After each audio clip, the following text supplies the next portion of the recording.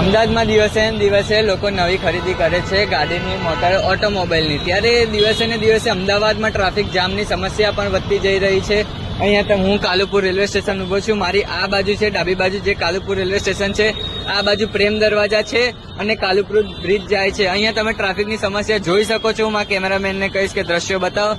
અને કે એક બે કિલોમીટર સુધીના ટ્રાફિક અહીંયા સર્જાયેલા છે, પરંતુ અહીંના જે પોલીસ વાળા છે એ બહુ સરખું કામ કરી રહ્યા છે. શાંતિથી બધાને કહે છે કે આમ જાઓ, અને કોઈ હેલ્મેટ ના પહેર્યો હોય તો બી પોલીસ વાળા કહે છે કે અહીંયા તમે સરખી રીતે હેલ્મેટ પહેરો.